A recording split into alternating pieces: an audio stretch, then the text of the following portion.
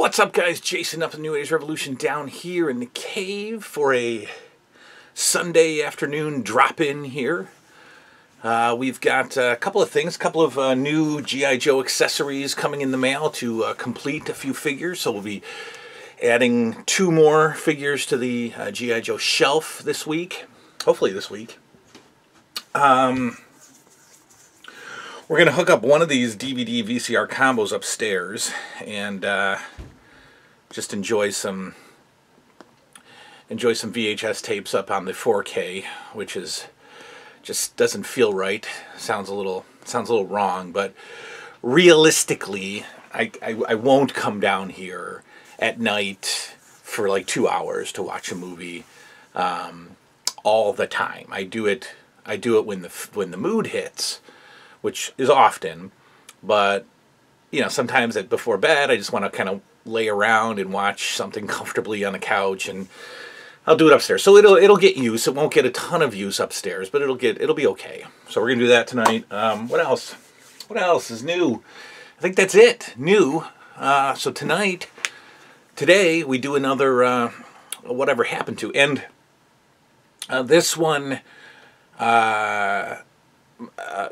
got in my head as I was looking through the recent TV guide that I got in the mail for Saturday Night's Main Event Episode 4, which was the January 1986 issue of TV Guide, and I just started wondering, you know, whatever happened to simple television? You know, whatever happened to quality television?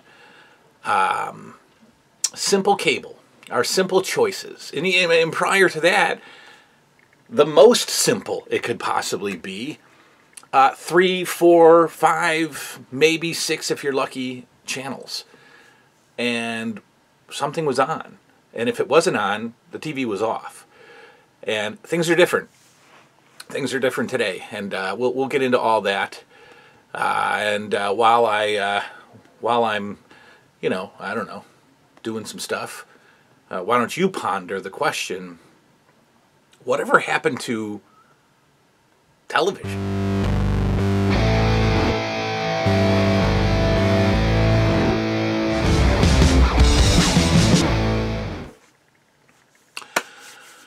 All right, so, you know, again, what got me thinking about this was reading through the TV guide, and looking at the shows that were on back then, and I guess naturally comparing them with what's available today.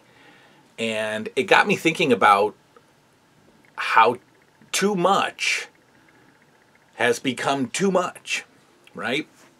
More offerings have actually spoiled the product for me. And what I mean is, I do still remember not having cable. It's very faint. I have some very faint, because we got cable very early.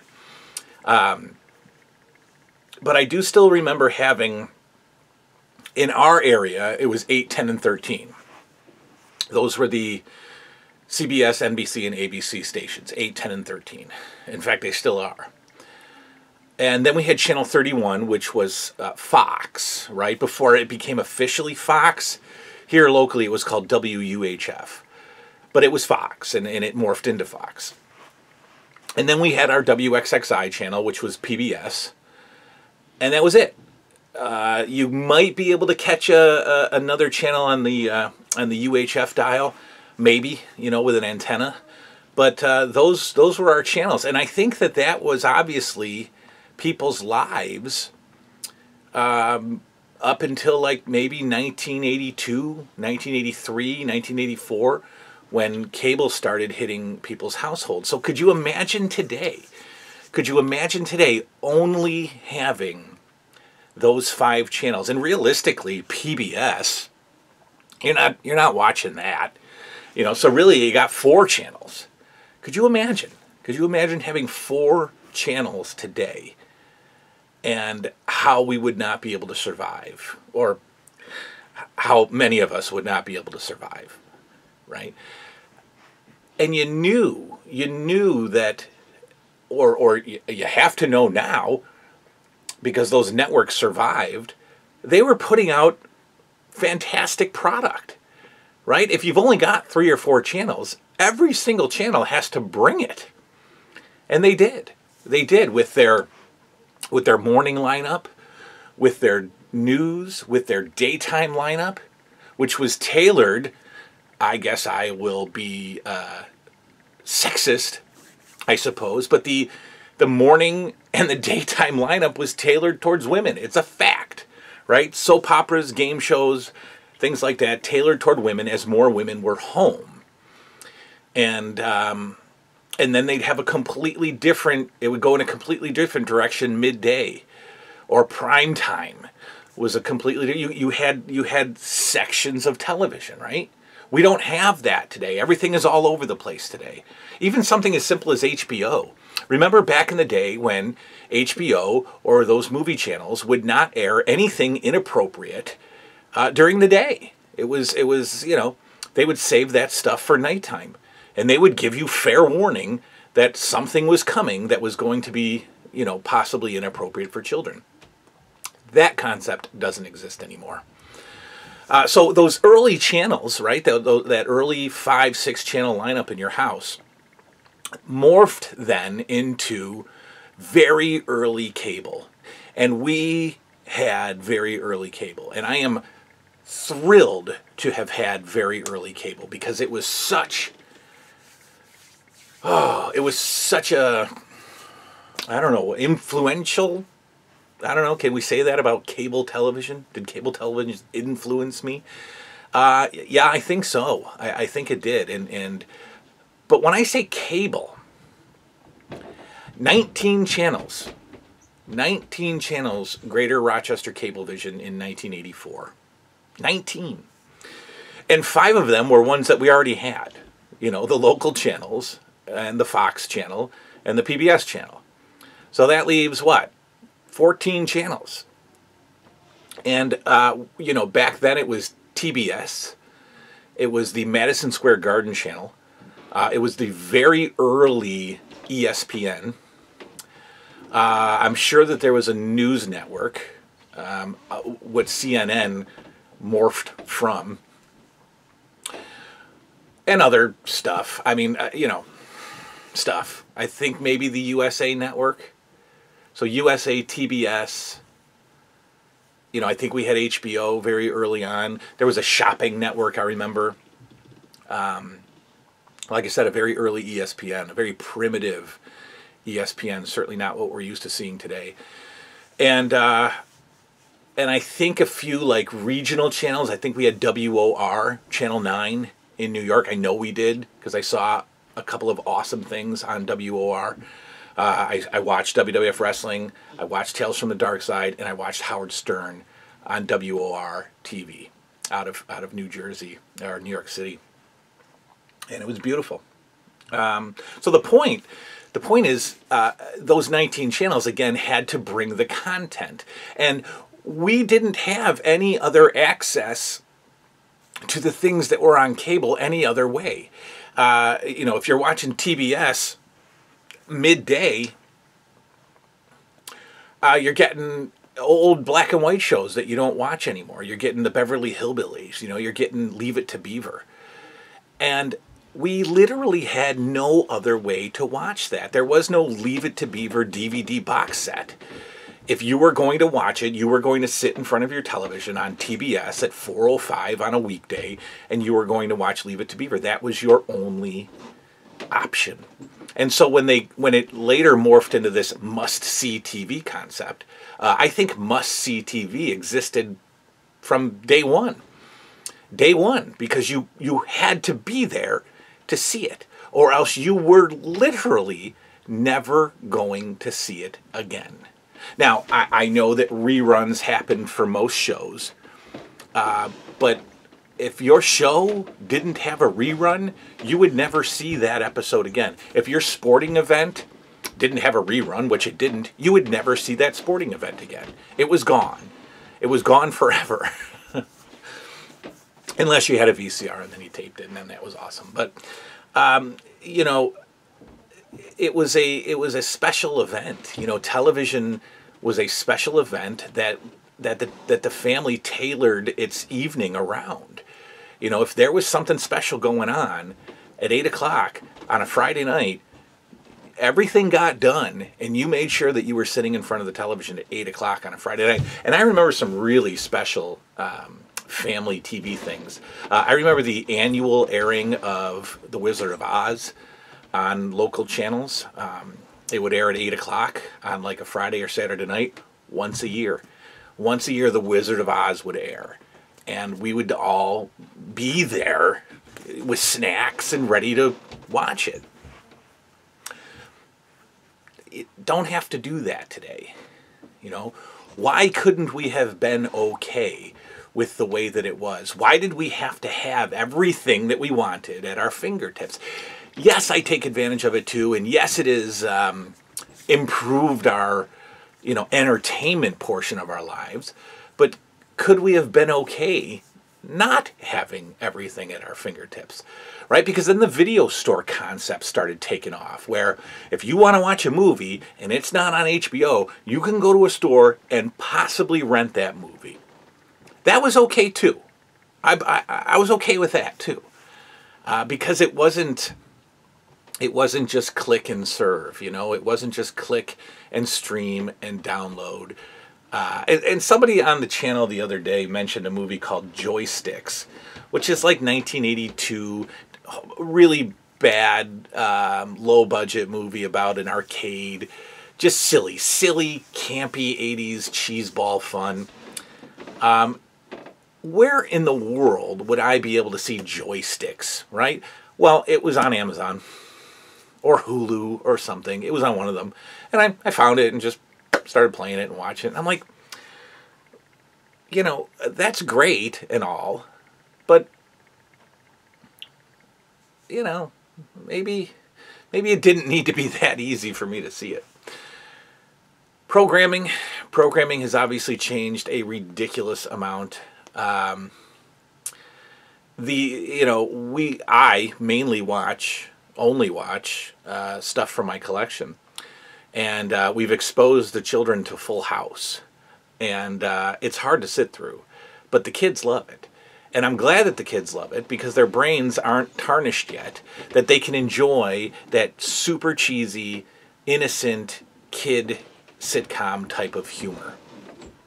They're not rolling their eyes at it. I am, but still part of me is like, this is okay too. I can sit through this. This is fine. I'm going to watch this. Shows like that don't exist today. Shows like, Full House and The Wonder Years and Mr. Belvedere and Who's the Boss, and what's the other? Growing Pains. Don't exist. It's all, everything today is pushing the envelope and hanging on to some kind of political agenda, some kind of social agenda, which is fine. People can do whatever they want to do, believe whatever they want to believe, pray to whoever they want to pray to, change their names, change their gender. You can do whatever you want to do. Right? That's not the issue. But when I sit down for a brainless night of television, I don't want to leave the TV thinking about a social issue. Right? Roseanne used to be one of the best shows of all time. I have not watched one episode of the Roseanne reboot because I started reading about it. And I was like, okay, I'll watch the old Roseanne episodes when it was just cheeseball, potty humor. Great. That's what I want to settle in for, right? I want to watch the mild Magnum PI versus the horribly graphic CSI, right? I don't need that. I don't need to see something that really looks like a dead body with, with worms eating it or whatever that word is, decomposition happening, right? I don't want to see that. I don't want to watch that. I want to watch the silly suggested violence or the silly suggested crime of Magnum PI and MacGyver and shows like that. I don't want to watch stuff that looks like it's happening right outside my door and could really happen. You know, I can see death on TV tomorrow if I want. The First 48 I saw the other day. And it's about as close to showing a dead body as you could legally get away with on television. I'm sure the face is blacked out or blurred out, but you know, the First 48, you got to solve a murder, a real murder. So they take their cameras into the streets and they film a very sensitive situation, and they film the body that's laying there with the bullet holes in it, and then they go try to solve the real crime. The real crime. I don't want to watch that. I don't want to watch the police interrogation, the real police interrogation. I want to watch the pretend one on Magnum PI. Right? When did we need the kind of programming that we have today? Why weren't we okay with the simple, easy, safe, tame stuff? Why did we have to push the envelope this far? And the envelope is pushed far. It's across the table. Reality television, garbage. Garbage. Why did that need to be a thing? And why did we buy into it so much? And why are we okay watching horrible people do horrible things? Why are we entertained by that? I don't know. Like I said a minute ago, the teenage shows, you know, the kid shows, the Full Houses, the Growing Pains, the Who's the Boss. All innocent, all wonderful for my children to watch. The hot button issues were gently touched. And I didn't walk away from those shows angry. But there's no way that I'm going to walk away feeling that way about anything that's on TV or anything that's even marketed towards children. Like some of the Disney shows that were, really showing off the lives of teens. You know, teens that are acting like they're 25, 30 years old. That's a major turnoff. You know, when kids are highlighted so much that they make us believe that they have adult lives and real important things going on, like Hannah Montana and The Sweet Life and all that crap that's on JoJo Siwa, whoever she is, all that crap that's on television. I have no interest in it. I don't need to see a 12-year-old walking around living the life of a 25-year-old, talking about relationships and breakups and cheating and drugs and all. I don't need it. It's garbage. I don't need it. Now again, is this just nostalgia speaking? No, it was better, period. Television was better. I don't need... Why in the 80s did our brains not come up with the concept of naked and afraid? Why were we not thinking that back then? Because we were civilized. Right? Because we were normal human beings who didn't need to be entertained. Our entertainment threshold was still low enough that we could enjoy Barney Miller. Okay? We could enjoy those kinds of shows. We could watch the news when appropriate. Right? We could watch the news at 6 and 11 when appropriate. Why didn't somebody in the 80s come up with My 600-Pound Life, where we actually take a camera into the shower with a 600-pound person and watch them wash themselves, and then put the camera right up to their face while they eat 2 pizzas, and we watch it. We watch them stuff their mouths full of Big Macs and pizzas. Why do we do that? Why is that okay? When did that become our source of entertainment? And that's why today I do not watch anything that is current. I don't have cable anymore. I don't have satellite. We have some streaming sites. I don't watch television. I watch my old stuff. And it is such a wonderful trip back in time. It is comfortable. I don't go to bed angry. There's nothing on Magnum PI that has ever angered me. There's nothing on an episode of MacGyver that has ever angered me. I will not get angry at the hot button episodes of Growing Pains and Who's the Boss. I will not. Those won't upset me. But everything on television today does. And I don't know when it became okay and how we became so desensitized to garbage. And I am not an advocate for I'm not an advocate for censorship. I say, if you want to put that stuff on television, go ahead. But why did we We made it survive. We gave it legs. Naked and Afraid, the first 48, and 600 Pound Life exist because we watched them. That's the only reason they exist. If we didn't watch them, they wouldn't exist.